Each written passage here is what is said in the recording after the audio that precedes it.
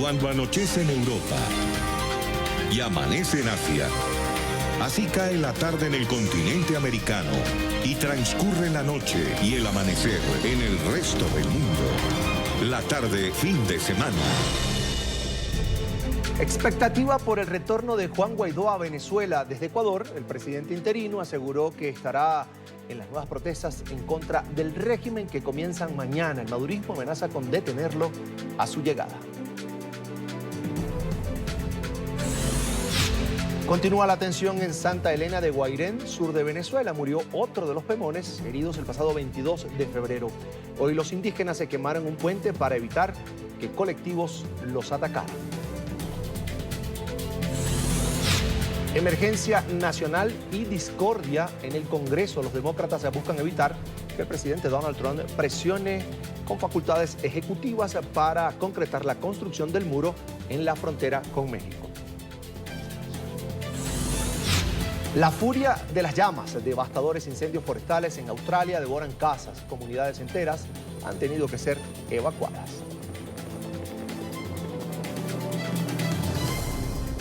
Hola, sean todos bienvenidos a la tarde fin de semana de NTN 24. Soy Carlos Eduardo Sánchez. Es un gusto acompañarlos como siempre. Recuerden que estamos en Twitter. Estamos como @latarde NTN 24 y @CE Sánchez M. Así comenzamos.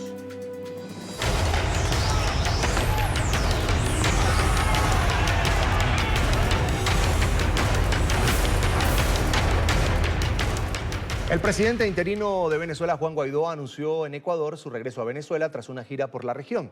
Esta mañana en redes sociales convocó a manifestaciones a partir de las 11 de la mañana de este lunes. Hay gran expectativa por su retorno, ya que el régimen amenazó con detenerlo por haber violado la prohibición de salida del país que le impuso la justicia madurista. Muchos se preguntan ahora mismo qué pasará cuando Juan Guaidó regrese a Venezuela. Un desafío al régimen de Nicolás Maduro. El pasado 22 de febrero, el presidente interino Juan Guaidó cruzó la frontera y llegó a Colombia pese a la orden del madurismo de no permitir su salida del país. Claro que se puede. ¿Se puede o no se puede? ¡Sí se puede! Guaidó llegó a Cúcuta en medio del concierto Venezuela Aid Live y para ponerse al frente de la entrada de la ayuda humanitaria el 23 de febrero. La respuesta de Maduro, violencia y la orden de cerrar la frontera con Colombia y Brasil.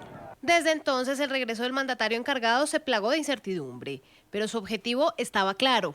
Así se lo manifestó a la directora de contenido de NTN 24, Idania Chirinos, el mismo 23 de febrero.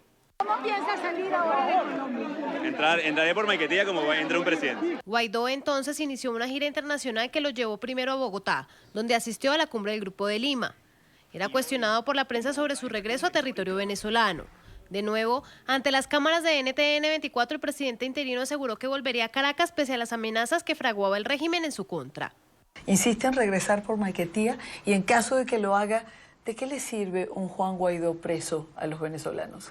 Mira, un preso no le sirve a nadie. Un exilado en este momento, presidente, tampoco. Así que estamos en una zona de nuevo. Estamos en una zona inédita, estamos en una zona que no habíamos estado nunca, pero también estamos en una zona inédita de oportunidad y libertad.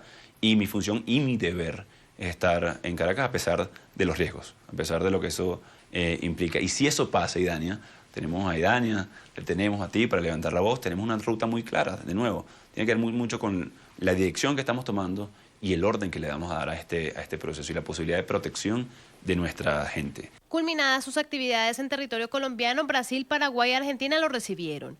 En cada parada recibió el apoyo y reconocimiento, pero también prometió el pronto regreso a Venezuela. Al interior, el hermetismo y la incertidumbre aumentaba. Maduro ya había dado la orden de su arresto inmediato, pero fue este sábado durante su visita a Ecuador que Guaidó vislumbró la llegada, en medio de un nuevo llamado a marchas en territorio venezolano. Anuncio mi regreso a casa. Desde Ecuador, país hermano, vuelo a Venezuela el lunes y martes, a pesar de que también es carnaval en Venezuela. Hoy tenemos poco que celebrar y mucho que hacer, así que convocaremos a protestas esos días. Pese al anuncio, no quedó establecido el día exacto del ingreso. Mientras la expectativa aumenta, la comunidad internacional se suma a su protección, exige al régimen no amenazar la integridad ni la seguridad del presidente interino.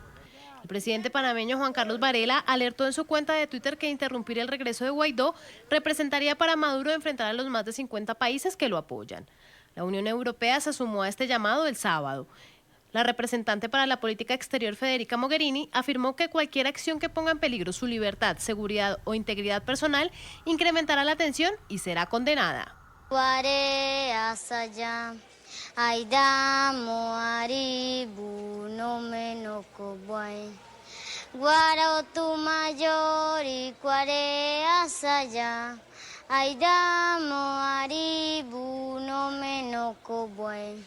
Moho hutanaka, moho hutanaka.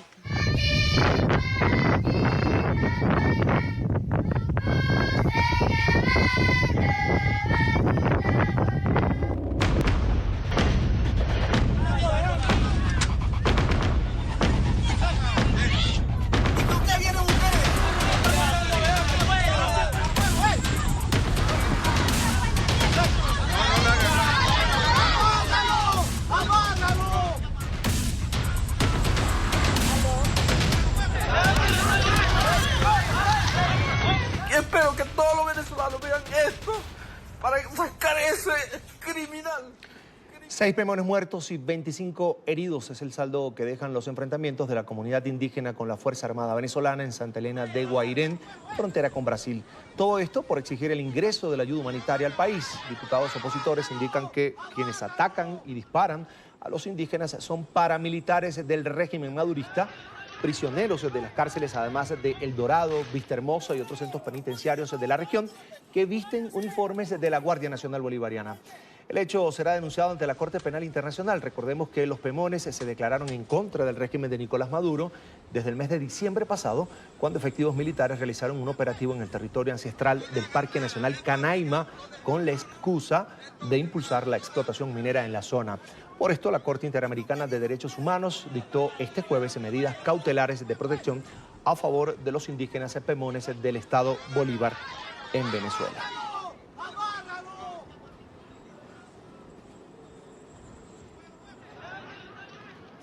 Quiero saludar a esta hora a Maulicmer Baloa, es diputado suplente por el estado Amazonas. Bienvenida a la tarde, fin de semana de NTN 24.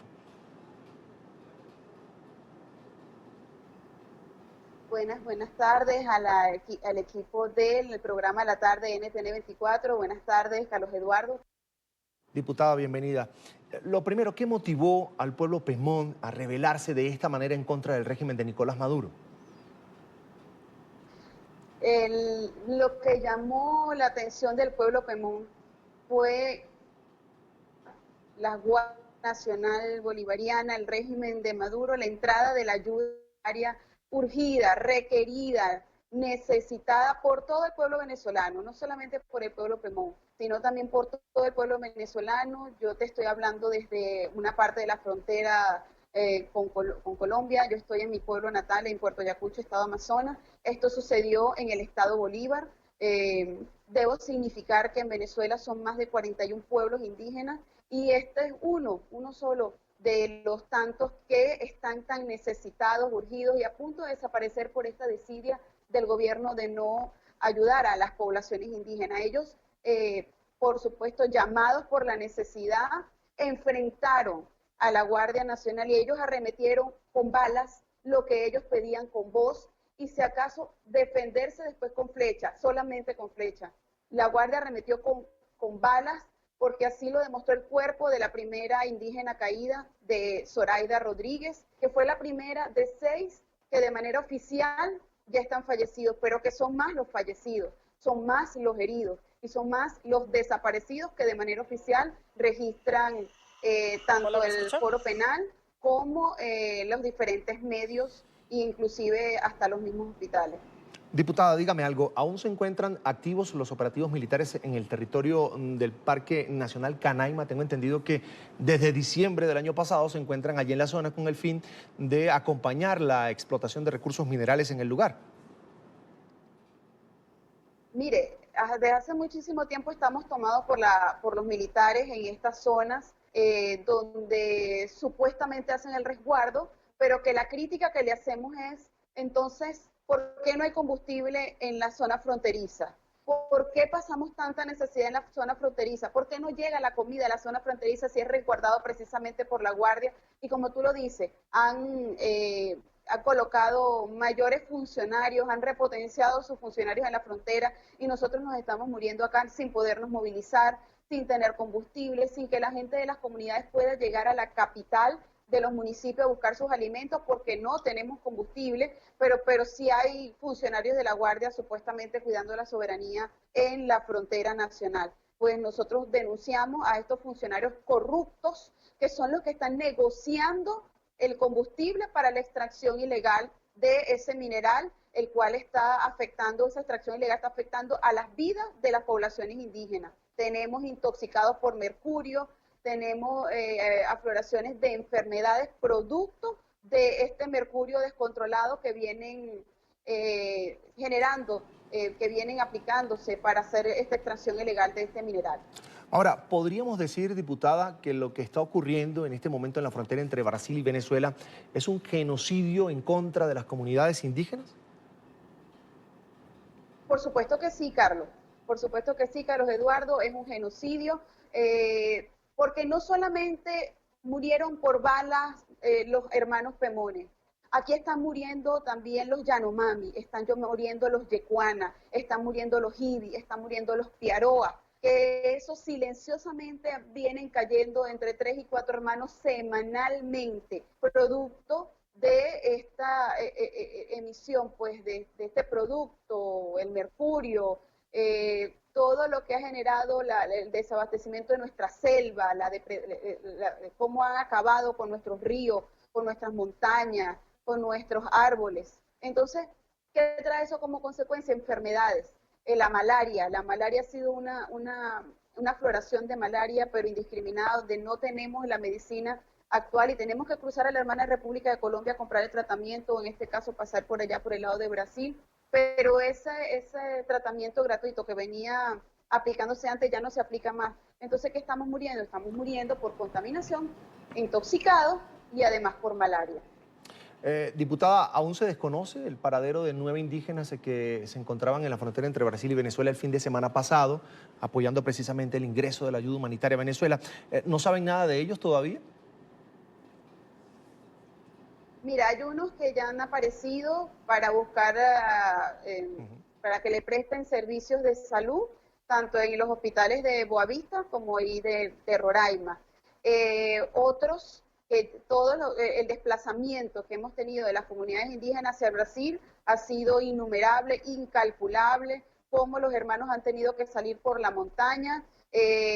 Felicitamos a la Comisión Interamericana de Derechos Humanos por la resolución de protección para los hermanos indígenas del estado Amazonas que salieron a manifestar el 23 de febrero y que aún siguen detenidos en un cuarto de 4x4 donde están más de 30 personas hacinadas sin el mínimo de condiciones higiénicas. Asimismo, la medida de protección a los indígenas Pemones que se levantaron y que están, dentro de ellos está el alcalde Emilio González, donde tuvieron que escapar para preservar sus vidas hacia el estado de Brasil, pero también de los que están detenidos se dictó una medida de protección, y para el abogado de derechos humanos Olnar Ortiz, del pueblo indígena Baré, oriundo de aquí del estado Amazonas. Fíjese, estos crímenes en contra de los Pemones en Venezuela son considerados de lesa humanidad, esto según el Estatuto de Roma. Le pregunto, ¿alguna organización se ha acercado a ustedes para proporcionarles ayuda legal, tal vez humanitaria? Sí, hasta ahora se ha proporcionado la ayuda del Foro Penal, está involucrado y de hecho no solamente involucrado, sino que la medida de protección que realiza la Corte Interamericana de Derechos Humanos va dirigida también al abogado asesor y en este caso Olnar Ortiz, porque estaba ayudando no solamente a las personas que estaban en el hospital de este lado de Santa Elena de Guairén, sino que también fue asediado en el hotel donde se encontraba para poder aportarle la ayuda a los hermanos indígenas, de los cuales fueron 12 absueltos, entre ellos menores de edad, así como también ayudó a los hermanos de acá del estado Amazonas. Sí es un crimen de lesa humanidad, porque una cosa es arremeter con las medidas persuasivas, bombas lacrimógenas, si acaso perdigones, pero ya con balas al pueblo indígena, de verdad que se metió a lo profundo, no está pensando el gobierno. Lo único que tiene claro es lo que dijo la vicepresidenta de la República, Delcy Rodríguez, donde señala que eso fue una pequeña muestra, con esta medida, una pequeña muestra de lo que son capaces de hacer el régimen de Maduro para mantenerse en el poder, donde nosotros le contestamos como pueblo indígena que somos 41, y ese fue un solo pueblo el que luchó en contra del régimen para pedir ayuda humanitaria, no estaba pidiendo otra cosa. Nosotros para transitar y para ejercer nuestros derechos políticos a nivel nacional, solamente requerimos este documento. No sé si logras ver donde dice el pueblo indígena al que pertenece, en este caso mi persona, al pueblo indígena Baniba, de la comunidad a la que corresponde, y eso nos da totalmente el derecho, según la Constitución de la República Bolivariana de Venezuela, no solamente de participar, formar parte, de agruparnos, de manifestar pacíficamente, sin necesidad de pedir permiso, solamente notificar a las autoridades qué queremos y para dónde vamos. Una consulta más, diputada. ¿Cuál es la situación actual que vive la comunidad indígena en Venezuela? ¿Hay miedo, por ejemplo, entre los pemones que han sido atacados? Mira, no solamente existe el miedo, sino que sembraron el terror dentro de los niños indígenas. Los militares lograron hacer de Santa Elena de Guairén un sitio de guerra. Ellos empezaron la guerra contra los blancos, empezaron la guerra contra los pemones, contra los indígenas. Y es doloroso, muy doloroso ver cómo los niños no pueden ver un uniforme, no pueden ver un arma, no pueden ver un vehículo, porque el terror que les genera empiezan a temblar, empiezan a llorar, y eso no es justo, eso no es humano, eso va en contra de los derechos humanos, del crecer normal de un niño, y en este caso un niño indígena, un niño inocente, que lo que pide sus padres es ayuda humanitaria para crecer en paz y para crecer con salud, sobre todo. Quiero agradecer a Maulicmer Baloa, ese diputado suplente por el Estado de Amazonas, por haber compartido con nosotros estos minutos aquí en la tarde de fin de semana. Diputada, una muy buena tarde para usted. Gracias a ustedes, Carlos Eduardo, y bueno, por estar pendiente del pueblo venezolano. Abrazos a los hermanos colombianos. Claro que sí, hasta la próxima. Vamos a ver ahora una pequeña muestra de la triste realidad que viven los niños pemones, niños indígenas, por el miedo que han sembrado en su territorio, en su tierra, los efectivos de la Fuerza Armada Nacional Bolivariana. Vean. ¿Ustedes se quieren ir al refugio? ¿Sí? ¿Tienen miedo? Tranquilo, niños, que todo va a salir bien. No llores, princesa. Sí, tranquila, mi cielo, que ya en el refugio vas a poder estar tranquilo. Ya,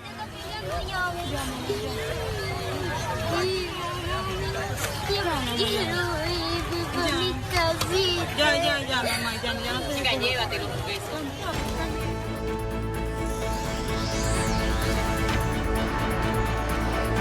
La tarde, fin de semana. Esta semana los demócratas lograron una victoria legislativa frente a Donald Trump con la aprobación en la Cámara de Representantes de una resolución en contra de la declaratoria de emergencia para construir un muro en la frontera sur. También una alianza de 16 estados liderada por California demandó al presidente Trump por declarar la emergencia nacional. La acción se basa en que, aunque el presidente tiene el poder de declarar tal emergencia, este no puede redirigir fondos de otras partidas, puesto que es una función que le concierne únicamente al Congreso, tal como lo estipula, lo reseña la Constitución estadounidense. Por su parte, Donald Trump calificó la posición de la Cámara Baja como propia de una izquierda radical que, según él, promueve las fronteras abiertas. El republicano reiteró que California, además, no tiene moral para liderar una acción así, pues el Estado ha desperdiciado miles de millones de dólares en la construcción de su tren rápido.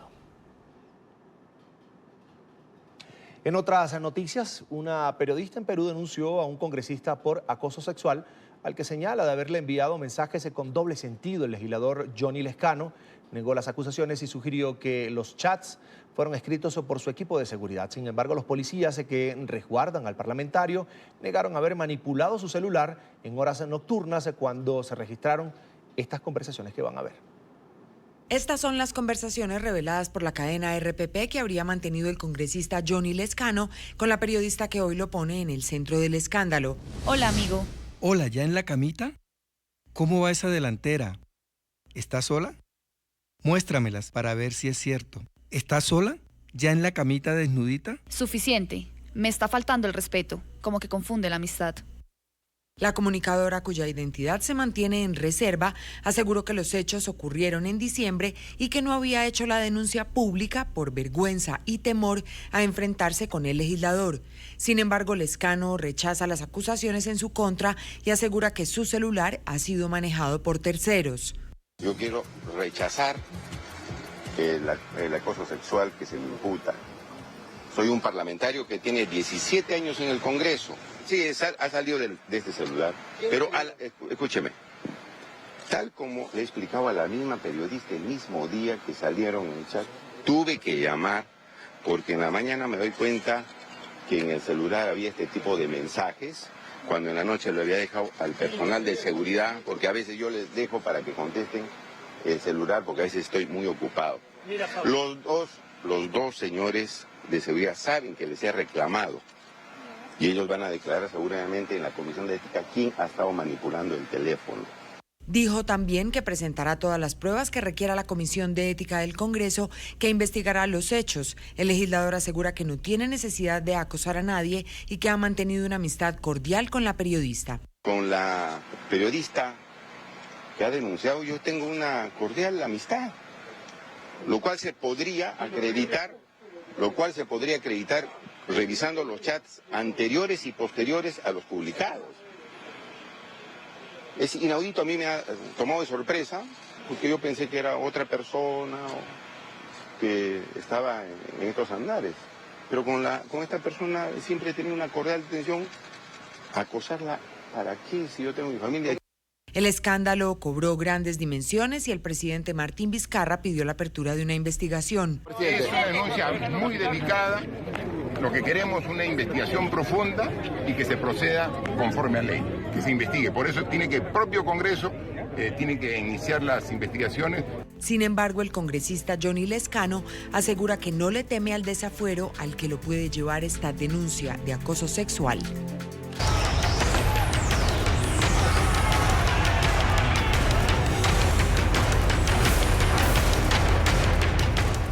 Los niños que sufren de cáncer y viven en Venezuela desde hace una semana no cuentan con sus tratamientos por el cierre de los puentes fronterizos. Fundaciones que atienden a esta población piden un corredor humanitario para no poner en riesgo la vida de los menores. Yorman Leal, nuestro periodista en la zona de frontera, nos reporta.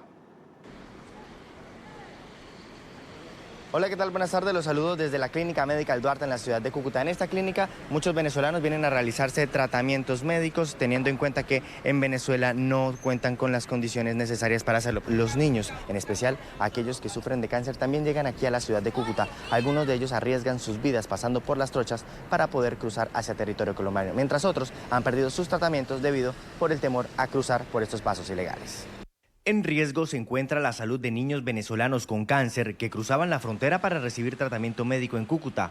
Hoy, por el cierre fronterizo, muchos han perdido su tratamiento y la posibilidad de recuperarse. Los niños están pasando por algunas trochas, ¿sí? Y no son las condiciones ideales para que ellos pasen por las trochas. Los padres de estos niños con cáncer han utilizado los pasos ilegales para poder cruzar hacia Cúcuta. Sin embargo, algunos que se arriesgan han tenido que pagar para que sus niños no se queden sin tratamiento. Estos niños, al tener cáncer, su medicamento les baja las defensas, son inmunosuprimidos y pues tienen que pasar ese trabajo tan tedioso de pasar por trocha, que eso le puede traer complicaciones para su salud. Un corredor humanitario es lo que hoy piden fundaciones y padres de familia de estos niños con cáncer, para que sus vidas no se vean aún más comprometidas. Necesitamos, por favor, que se cree una cadena humanitaria para que, por favor, nos ayuden con los niños. Es muy importante que estos niños estén acá. La prioridad es la salud y la vida de estos pequeños. 26 niños venezolanos son atendidos por esta fundación, de los cuales son muy pocos los que reciben atención médica, mientras la mayoría espera en Venezuela poder cruzar y retomar su tratamiento oncológico. Tanto padres de familia como los niños y como los miembros de las fundaciones esperan que se abra un corredor humanitario para que todas estas personas puedan pasar de manera segura hacia Cúcuta y continuar con sus tratamientos médicos. Pues esta es la información que les presentamos desde el norte de Santander.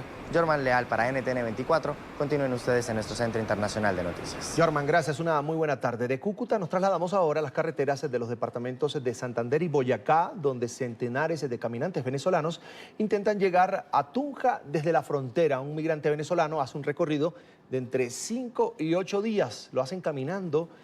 Ángela Molina acompañó a estos migrantes en parte de su recorrido por las carreteras de Boyacá. Ángela, buena tarde. Hola, yo los saludo desde el Alto del Moral, un sector que es paso obligado para los caminantes venezolanos que se dirigen hacia la capital del país. Este punto en el departamento de Boyacá, en pleno corazón de Colombia, hace que se viva una de las travesías más fuertes por parte de los caminantes debido a las bajas temperaturas que suelen estar presentes durante horas de la madrugada y durante horas de la tarde. Los ciudadanos venezolanos caminan desde la frontera hasta la ciudad de Tunja 415 kilómetros y luego allí, luego de albergarse en uno de los refugios más grandes que hasta el momento tiene Colombia para estos ciudadanos, emprenden camino por esta vía hacia el centro del país. Son 130 kilómetros, desafiando todo tipo de temperaturas y todo tipo de travesías. Salir de Venezuela es para muchos enfrentarse a un destino incierto. Es triste, es triste que nosotros hayamos llegado a este extremo. Ilusiones, sueños y batallas van en hombros. Su ligero equipaje y sus rostros reflejan la angustia de un camino incierto que los somete a todo tipo de inclemencias. Es doloroso tener que ver a esos niños caminar, el frío, el calor. En el camino, miles de compatriotas se animan entre sí. Tras el cierre de la frontera, el número de caminantes hacia Colombia aumenta, llegando a más de 3.000 en los últimos 4 meses. El camino les toma varios días. Llevo 2 días y medio caminando y en el transcurso del camino, en los páramos, hace mucho frío. Yo no quiero seguir más caminando, no quiero seguir más sufriendo, porque estamos sufriendo porque este no es nuestro pueblo. Familias enteras han quedado atrás. Problemas de salud e historias como las de este hombre que caminó hasta perder las uñas de sus pies. Duré caminando 10 días, lo que pasa es que largué unas uñas de los dedos de los pies. Tuve que durar unos días en un refugio y ahorita voy hacia Bogotá. Cada caminante trae una historia marcada por la tragedia de una vida que no escogieron, pero que los llevó a tomar nuevos rumbos. Boyacá es uno de los destinos que más alberga ciudadanos venezolanos. Solamente para el caso del departamento de Boyacá se maneja una estadística por parte de las autoridades de 2.700.000 caminantes que habrían llegado a esta zona del país. Para los próximos días, según la información y las estadísticas que se manejan por parte del refugio en la ciudad de Tunja, capital del departamento de Boyacá, se esperarían más de 800 caminantes. Vuelvo con ustedes a nuestro Centro Internacional de Noticias, Ángela Molina Muñoz, en Tunja. Gracias a Ángela. En la frontera colombo-venezolana, muchos de los voluntarios que cruzaron los puentes binacionales para estar al pendiente de la entrega de la ayuda humanitaria aseguran sentirse amenazados al haber concedido entrevistas a medios internacionales y dejar ver sus rostros públicamente. El informe es de nuestra cadena aliada Deutsche Welle. Voluntarios del 23 de febrero se encuentran desde el sábado pasado amenazados. Le dijeron que se quitaran los chalecos porque si no lo iban a matar, ¿entiendes? Entonces ellos se tuvieron mucho miedo, se los quitaron y lo botaron a la basura. Entonces yo lo recogí, lo enrollé y lo metí en un bolso. Ante las posibles represalias, venezolanos como Nietzsche hoy se encuentran atrapados del lado colombiano de la frontera, temerosos de volver a su hogar. Tú puedes pasar para el otro lado y los colectivos de aquel lado te hacen quitar la ropa, te revisan para decir tú tienes perdigones. Si tú tienes perdigones, cobras con ellos porque te quieren matar, porque tú andas en Guarimbia, andas en contra del gobierno de allá, pues. ¿Me entiendes? Uno tiene que estar aquí refugiado en Colombia porque si pasas para aquel lado te va a ir mal. Ahora le preocupa a su familia, la cual ha sido víctima también de amenazas. Uno es ser humano y uno tiene su familia del otro lado que también está pasando trabajo. Y uno tampoco lo que quiere es que a ellos le pasen nada. Si uno muere por aquí, bueno, uno sabe que murió guerreando por su país, ¿me entiendes? Pero tampoco es la idea porque la familia de uno queda por allá en el otro lado pasando necesidad también. Pero él no piensa desistir. Igual la resistencia sigue activa. La resistencia a la hora de cualquier cosa, la resistencia sale a luchar por nuestro país.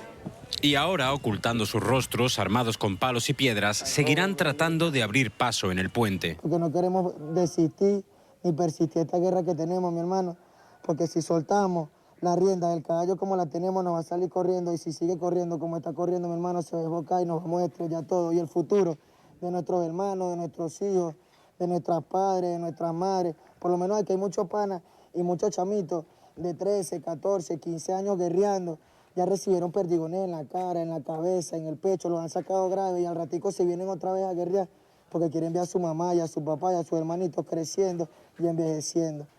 Los medios internacionales grabaron sus rostros y ahora son señalados por los colectivos. Que somos hombres muertos, que ya nos tienen plenamente identificados.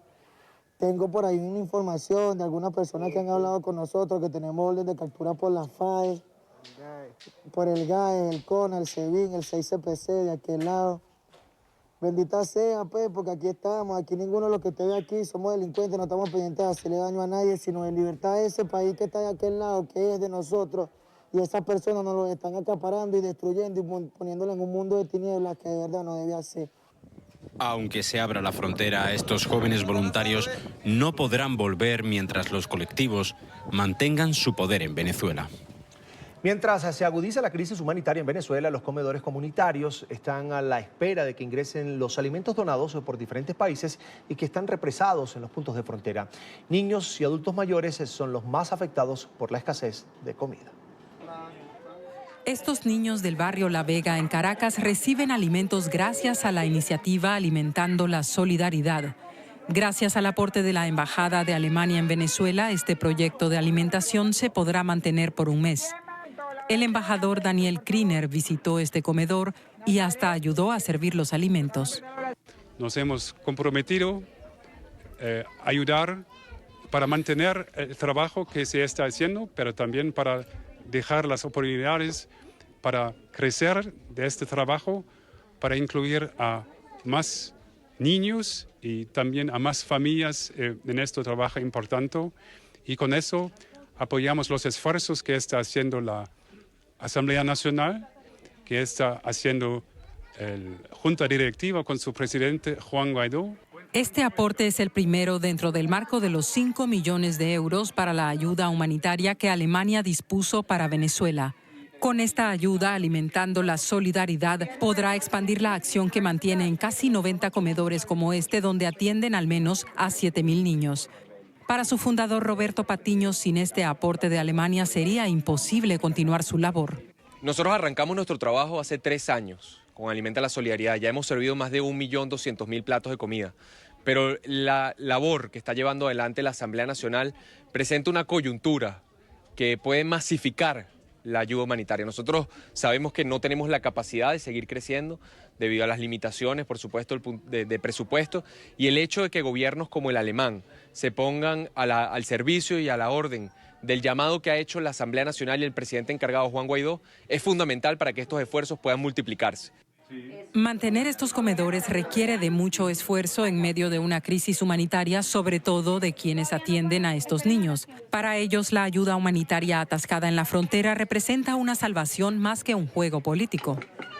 No están en una población como esta que estamos nosotros viendo los niños pasando hambre. Ellos no están viendo, ellos están cómodos. Nosotros sí lo vivimos y lo estamos viendo. Y sí sabemos lo que estamos pasando. Mira, no tenemos agua. Tenemos crisis, claro que sí, es notorio. Es muy necesario este tipo de comedores dentro de las comunidades para liderar y ayudar a esas personas. Nos acompaña a esta hora Roberto Patiño, coordinador nacional de voluntarios por Venezuela. Roberto, bienvenido, una buena tarde. Gracias por atender esta llamada. Buenas tardes, Carlos. Muchas gracias por la oportunidad. Es un gusto. Lo primero, Roberto, ¿cuántos comedores comunitarios funcionan en el área metropolitana de Caracas, que va mucho más allá, por supuesto, de la ciudad como tal? ¿Y cuántas personas se ven beneficiadas por estos establecimientos? Mira, en el área metropolitana de Caracas tenemos ya 53 comedores y la semana que viene vamos a estar inaugurando nuestro comedor número 100 a nivel nacional.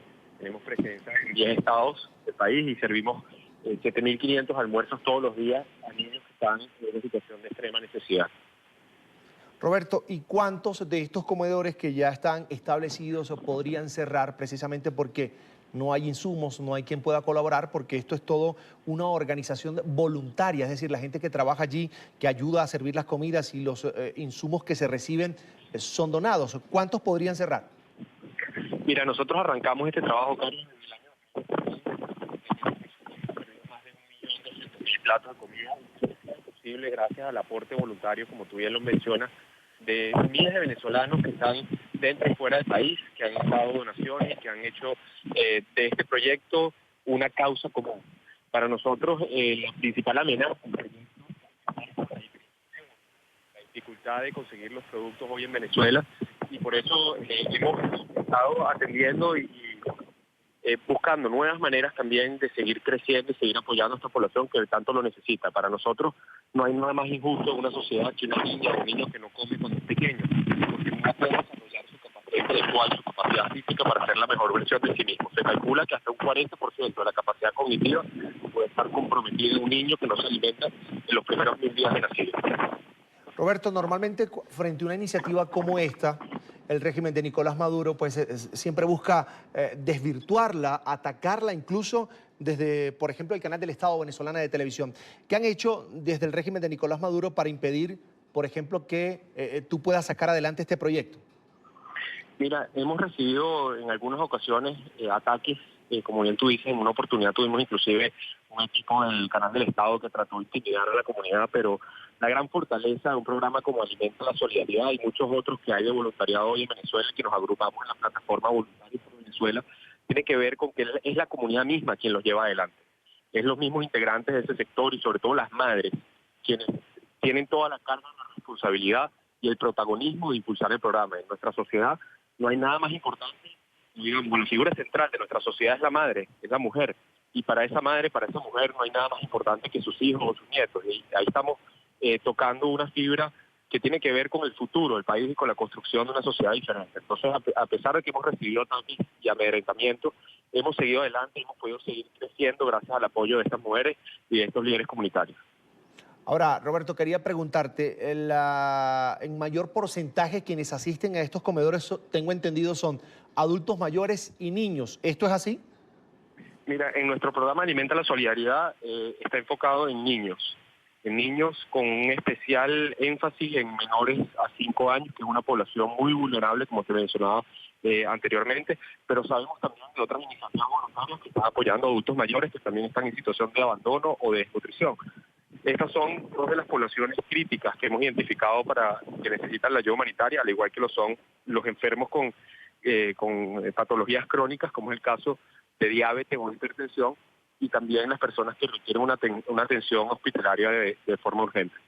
Bien, es Roberto Patiño, coordinador nacional de Voluntarios por Venezuela. Su trabajo, por supuesto, y esta decisión de alimentar sobre todo a niños muy humildes del área metropolitana de Caracas y, por supuesto, el resto del país, es una evidencia más de que la ayuda humanitaria debió haber ingresado la semana pasada, el fin de semana pasado, a territorio venezolano. Quiero agradecer a Roberto Patiño. Gracias por esta comunicación.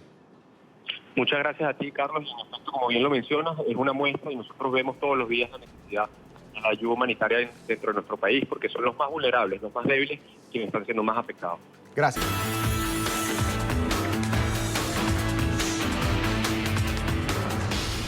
Revisamos a esta hora otras noticias del mundo hoy y comenzamos con una ola de incendios forestales que azota el sureste de Australia. Cientos de bomberos luchan para controlar las llamas. Autoridades declararon el estado de emergencia y pidieron a los residentes de las zonas afectadas que desalojen sus hogares hasta que el fuego sea apagado. Las primeras hipótesis apuntan a que rayos procedentes de las tormentas eléctricas causaron los incendios. Las altas temperaturas y las fuertes ráfagas de viento dificultan las labores de los bomberos. Es una decisión muy difícil dejar nuestras casas. Todo se va a quemar. Incluso no sabemos si nosotros nos quemaremos afuera. No tenemos idea. Nadie sabe adentro si tiene un hogar al cual ir. Ellos tienen sus mascotas y nosotros tenemos algunos objetos de valor con nosotros. Realmente no sabemos qué llevar. Difunden nuevas imágenes desde los bombardeos al último reducto del autodenominado Estado Islámico en Siria. El combate contra los terroristas se lleva a cabo en la ciudad de Al-Baghouz. El operativo es obstaculizado por las minas y otros artefactos explosivos ubicados allí en la zona. El presidente de los Estados Unidos, Donald Trump, asegura que este fin de semana el califato de ISIS habrá terminado. Estados Unidos acordó con Corea del Sur concluir unas maniobras militares a gran escala que se celebraban anualmente en primavera. El anuncio se produce días después del fin de la fallida cumbre entre el presidente Donald Trump y el líder norcoreano Kim Jong-un en Hanoi. En la cita, Trump se negó a levantar las sanciones que pesan contra el régimen de Pyongyang por su controvertido programa nuclear y balístico. Tensión en las calles de Israel por protestas de detractores y de seguidores de Benjamín Netanyahu. Un grupo de manifestantes se concentró anoche en un punto de Tel Aviv para rechazar la decisión del fiscal general de acusar al primer ministro por 3 casos de corrupción. Otros manifestantes se congregaron en otro punto de la ciudad para pedir su renuncia. Netanyahu deberá responder ante la justicia por los cargos de cohecho, fraude y ruptura de confianza. El Papa advirtió este domingo que una autoridad ignorante puede dañar a su comunidad. Francisco apuntó que las distintas autoridades civiles y religiosas deben ser sabias y conscientes de su delicada labor para no afectar a sus respectivas comunidades. Esto lo hizo durante su reflexión previa al rezo del Ángelus. Y en Colombia llegamos al final de la tarde. Recuerde seguirnos en Twitter, estamos como @latardenetn24 y mi cuenta personal @CESánchezM. Hoy los